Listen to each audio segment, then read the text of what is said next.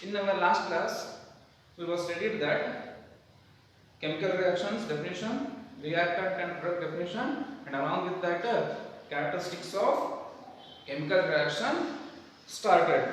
And in that, formation of precipitate was completed. Then in this class, the further characteristics we will study. In that, the next characteristic of your chemical reaction, that is evolution of a gas. The name tells that evolution of gas. Whenever the chemical reactions takes place, there is the evolution of gas. That evolution of gas indicates the chemical reaction taking place. Just to take one example, when zinc is reacted with the HCl, it produces zinc chloride with the liberation of H2 gas. So here in this case, when zinc is reacted with the HCl, it produces zinc chloride with the liberation of bubbles. That bubbles are nothing but hydrogen gas. By observing this hydrogen gas, we will explain that the chemical reaction taking place. This is the one reaction. Same as when zinc is reacted with the sulfuric acid, it produces zinc sulfate with the liberation of H2 gas. Means in this case, when zinc is reacted with the sulfuric acid, it produces zinc sulfate with the liberation of H2 gas. In this case, the H2 gas indicates the chemical reaction taking place. Because of that, in the evolution of gas, by observing the evolution of gas, we will explain the chemical reactions taking place or the chemical reaction is completed. These are two examples. And the one more example is that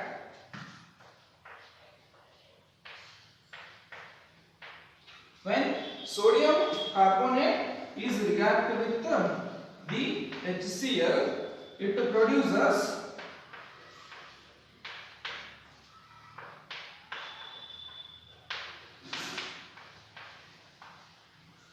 when sodium carbonate is reacted with HCl, it produces sodium chloride, water, but our main intention, that is evolution of gas. In this case, the gas is nothing but carbon dioxide.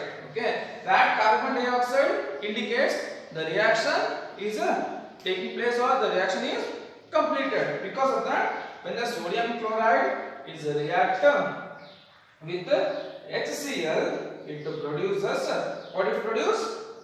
That CO2 gas. This CO2 gas indicates the chemical reaction taking place or the chemical reactions is completed. See here in this case, the evolution of gas is indicated by this arrow mark. The arrow mark upwards indicate the evolution of gas. The arrow mark downwards indicates the formation of PPT or the formation of solid. Okay, this indicates the evolution of gas. These are three examples of evolution of gas. Along with that, the one more example, that is same when Mg is reacted with H2SO4, it produces MgH2O4 magnesium sulfate with the liberation of H2 gas. Okay, these are few examples for the evolution of gas. 3. Then in the next characteristic, that is third characteristic, change in a temperature. The heading indicates change in temperature. Temperature is nothing but what is the temperature? Temperature is nothing but either it is cold or hot, either it emit the water, either it emit heat or it absorb the heat. Yes or no? When it emit the heat, what happens? When it absorb the heat, what happens? Depending on that emission of heat, depending on the absorption of heat, that indicates the change in temperature. Depending on change in temperature, we will explain that the chemical reaction taking place. We know that there are two terms. One is exothermic and another one is endothermic. What do you mean endothermic and what do you mean by exothermic? 3. Then the next characteristic, that is change in temperature. The name indicates change in temperature. Temperature means either it releases the heat or it absorbs the heat, or either heat is increases or heat is decreases. Temperature means that only, that heat is released or absorbed. Depending on that heat, we will explain the chemical reaction is taking place or the chemical reaction is completed. Then we know that we have two terms. One is exothermic and endothermic. Exothermic reactions and endothermic. We know that exothermic means those reactions in which the heat is released. When the heat is released, then that is nothing but exothermic. Endothermic means those reactions during the reaction heat is absorbed. Then that indicates the endothermic. When the exothermic reactions takes place, the temperature increases. When the endothermic reactions takes place, the temperature decreases. Okay, depending on that temperature increases, temperature decreases, we will explain the chemical reaction. We will characterize the chemical reaction. Just take one example. When calcium oxide is added to the water. As we know that calcium oxide is nothing but your life. Okay, when you add calcium oxide to the water, it produces calcium hydroxide. Then this calcium hydroxide indicates what? There is a exothermic reaction. Means when you add calcium oxide to water, it releases the heat. Because of that release of heat, it indicates the chemical reaction is taking place or the chemical reaction is completed. This is the one example, that is when calcium oxide is added to the water. Because of exothermic nature, it produces the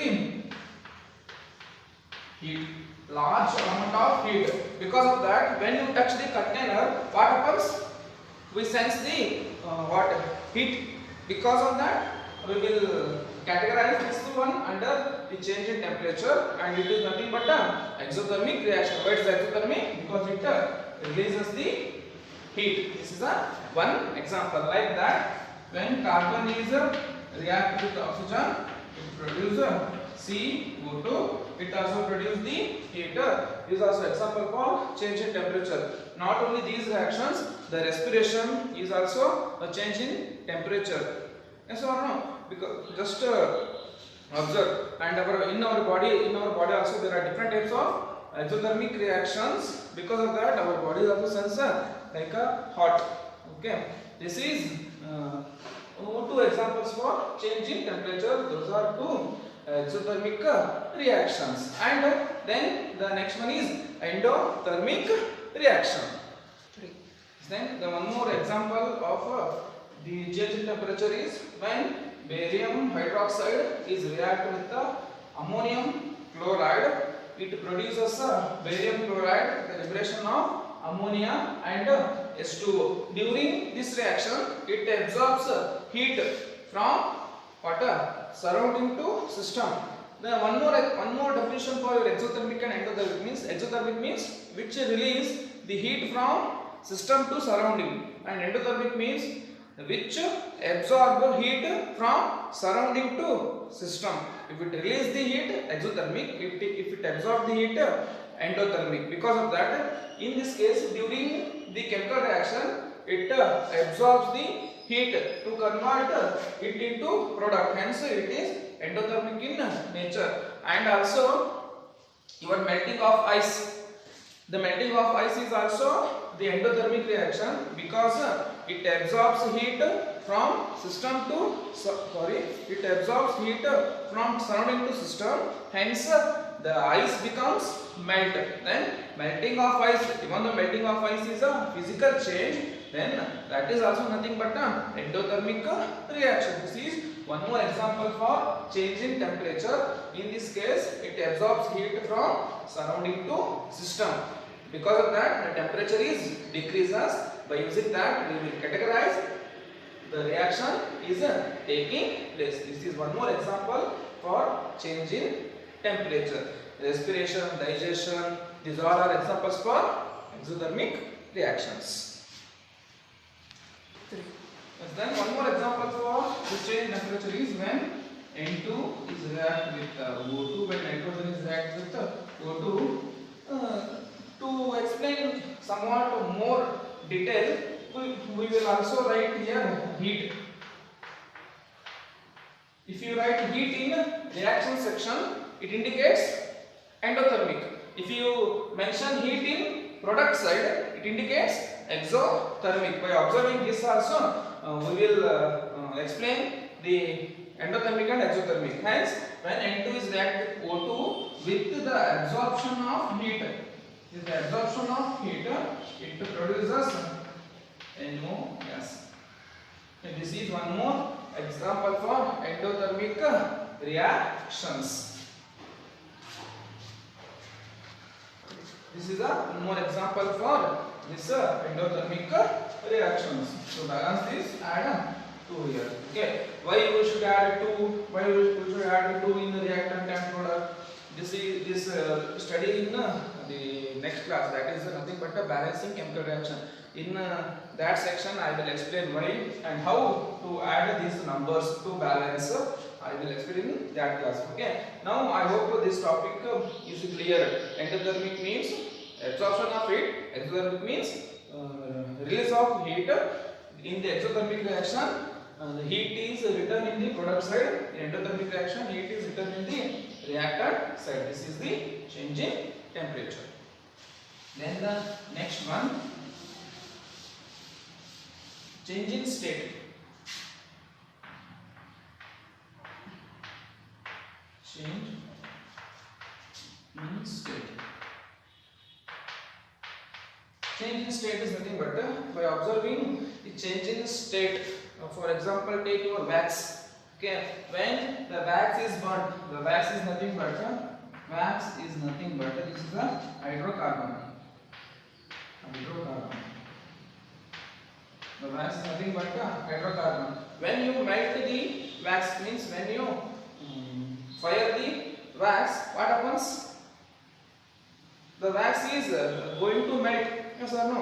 When it melts, what it forms? Some liquid substance. Yes or no? When you have the hydrocarbon, when you start burning of this wax, it produces H2O and CO2. The gas is nothing but CO2 and the liquid is nothing but water. Okay, with the production of heat and light. Production of heat and light. Whenever you burn the hydrocarbon compounds, it should produce the water, carbon dioxide, heat and light. What happens here? The wax changes its state. Means when the wax, just observe this wax. Okay, you are burning. When you start burning, what happens? It goes on, decreases. Now it indicates the change in state. How it changes its state? By producing CO2, by producing water. Then by observing this change in state, we will explain the chemical reaction taking place or chemical reaction completed. This is the one more example for the change in temperature. See here, when you cut the wax, it is a physical change. Okay. When you burn the wax, it is a chemical change. Okay. Change in state, sir, it changes its state. Then how it is a chemical change? Yes, this is a common doubt. Hence, I explain this cutting of wax is physical change and the burning of wax is chemical change. Why is the burning of wax is chemical change? Because it changes its chemical composition. Initially it is a hydrocarbon, but when you burn it produces water and carbon dioxide. Hence it is a chemical change, that is change in state. 3. Then the next characteristic, that is change in color.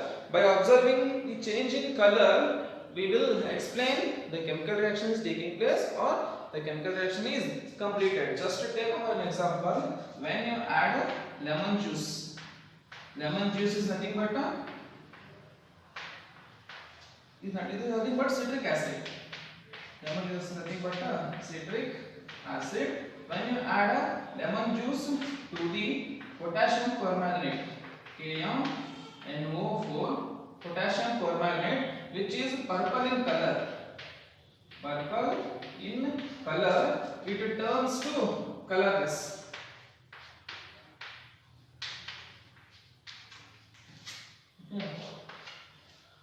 When you add lemon juice to the potassium permanganate, purple colored potassium permanganate, then that purple colored potassium permanganate is changes to colorless. Then by observing this change in color, we will explain the chemical reaction is completed or the chemical reaction is taking place. This is one more character for changing color.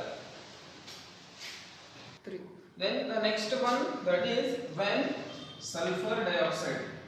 When sulfur dioxide is added to the potassium dichromate K2Cr2O7, which is orange in color.